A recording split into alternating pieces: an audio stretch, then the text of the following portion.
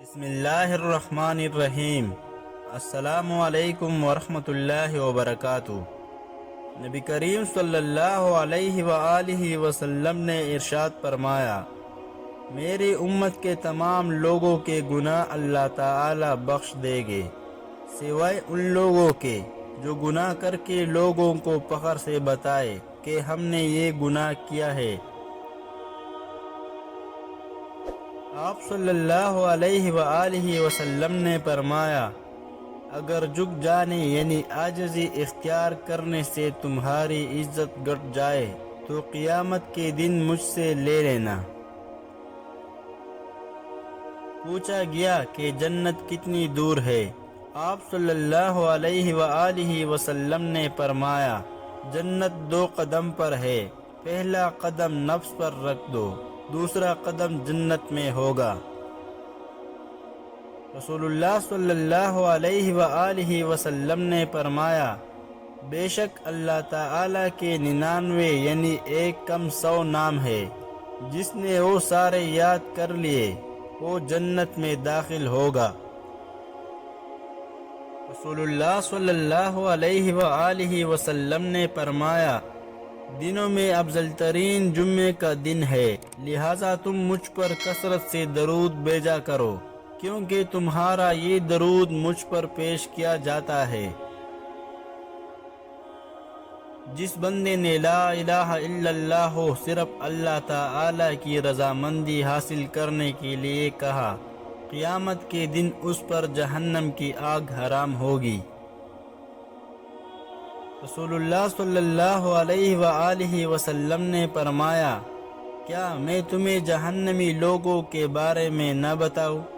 ہر سخت مزاج، بد اخلاق اور تکبر کرنے والا جہنمی ہے۔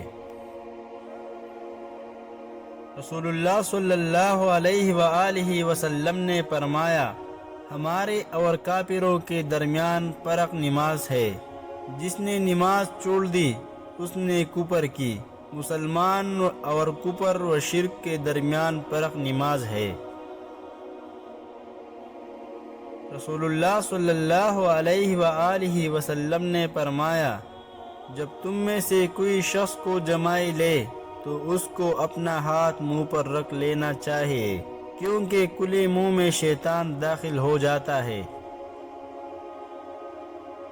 نبی کریم صلی اللہ علیہ وآلہ وسلم نے ایک آدمی کو کبوتر کا پیچھا کرتے دیکھا تو فرمایا، وقت کا ضیاع اور وقت ضائع کرنے کے لیے اسباب دونوں کو اس لیے شیطان کہا گیا ہے کیونکہ آدمی اللہ تعالی سے غافل ہو جاتا ہے، نہ نماز کی خبر ہوتی ہے اور نہ دین و اخلاق کی پرواہ۔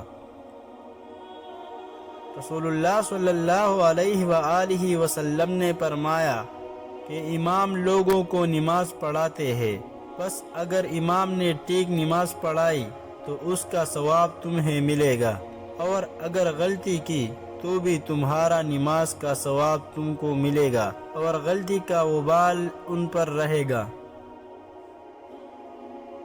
سیدنا انس رضی اللہ عنہ تعالی عنہ سے روایت ہے کہ رسول اللہ صلی اللہ علیہ وآلہ وسلم نے فرمایا، وہ شخص جنت میں نہ جائے گا جس کا پڑوسی اس کے خطرات سے محفوظ نہ ہو۔ رسول اللہ صلی اللہ علیہ وآلہ وسلم نے فرمایا، تم میں سے کوئی شخص ایماندار نہ ہوگا جب تک اپنے بھائی کے لیے وہ نہ چاہے جو اپنے نفس کے لیے چاہتا ہے۔